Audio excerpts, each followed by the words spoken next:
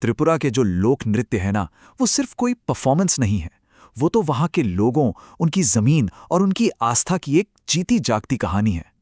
ऐसी कहानियां जो पीढ़ी दर पीढ़ी शब्दों से नहीं, बल्कि संगीत और मूवमेंट्स के जरिए सुनाई जाती रही हैं। अब ये सवाल काफी बड़ा है ना?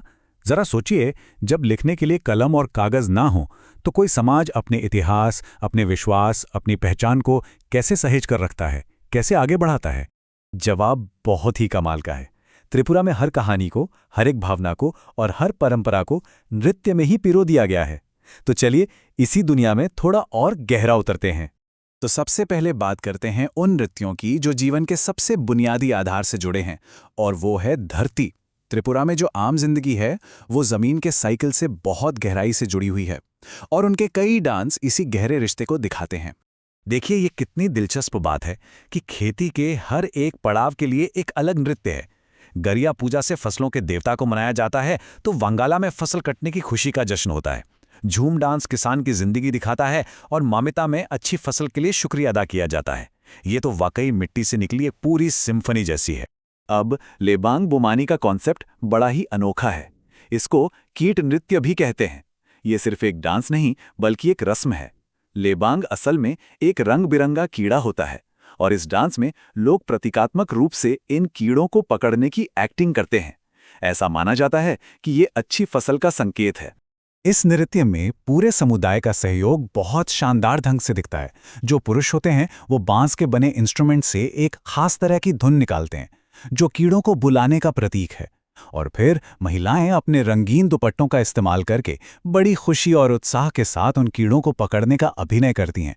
कमाल का तालमेल है। अच्छा, धरती की लय से अब थोड़ा आगे बढ़ते हैं और ये देखते हैं कि कैसे नृत्य का इस्तेमाल कैलेंडर के जो खास पल होते हैं, जैसे त्योहार या फिर नया साल, उनको मनाने के लिए किया जाता है। यहाँ पर यह बहुत खूबसूरती से दिखाया गया है कि कैसे अलग अलग समुदाय एक नई शुरुआत की भावना का जश्न मनाते हैं। जैसे चाकमा जनजाति अपने नए साल को बिजू डांस के साथ मनाती है, जो एकदम जोश और उल्लास से भरा होता है। वहीं दूसरी तरफ मोग जनजाति बौद्ध नववर्ष को संगराई डांस के साथ मनाती है। मतलब दो अलग अलग नृत्य, लेकिन भावना एक ही है, एक नई शुरुआत का स्वागत। तो अब बात करते हैं त्रिपुरा के नृत्यों के आध्यात्मिक पहलू की। ये डांस सिर्फ जश्न मनाने के लिए नहीं है, ये पूजा, भक्ति और गहरी रस्मों का भी एक जरिया है। होजागिरी शायद त्रिपुरा के सबसे मशहूर नृत्यों में से एक है। इसको बैलेंस डांस या संतुलन नृत्य भी कहा जाता है, और ये नाम इस पर बिल्कुल फिट बैठता है। इसमें डांसर अपने सिर पर मिट्टी का घड़ा रखकर और कभी-कभी तो उस पर जलता हुआ दिया रखकर इतनी धीमी और खूबसूरत गति से मूव करती हैं कि देखकर यकीन करना मुश्किल हो जाता है। ये सिर्फ स्किल नहीं है, ये एक तरह का ध्यान है। तो ये समझना जरूरी है कि होजागिरी कौन, कब और क्यों करता है। इसे रियांग या ब्रू जनजाति की युवा महिलाएं करती हैं, और वो भी खास तौर पर लक्ष्मी पूजा के मौके पर। यह परफॉर्मेंस देवी को प्रसन्न करने और घर में समृद्धि लाने के लिए एक तरह की भेंट होती है। और हाँ, होजागिरी अकेला नहीं है। त्रिपुरा में तो आस्था को व्यक्त करने के लिए डांस का एक पूरा स्पेक्ट्रम है। गजान नृत्य भगवान शिव को समर्पित है। रास नृत्य में राधा कृष्ण की प्रेम कहानियों को जिंदा किया जाता है। और खेर एक पवित्र नृत्य है जो पूजा पाठ का एक जरूरी हिस्सा है। अब हम आते हैं अपने आखिरी विषय पर।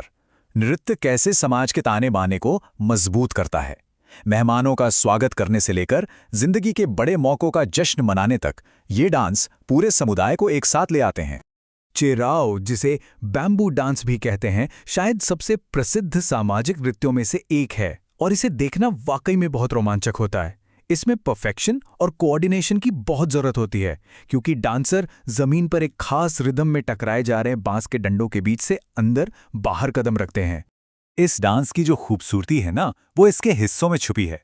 सबसे पहले बांस की वो रिदमिक धुन, फिर डांसर का वो तेज और ग्रेसफुल फुटवर्क, और आखिर में सामंजस्य।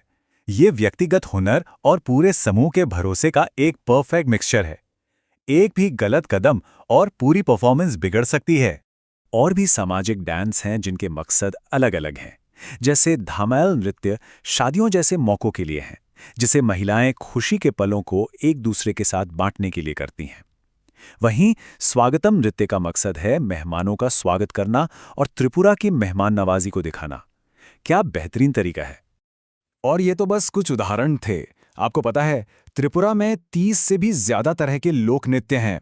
हर एक की अपनी कहानी, अपनी लय, अपना मकसद। मतलब सांस्कृतिक रूप से ये कितनी गहरी और समृद्ध जगह है।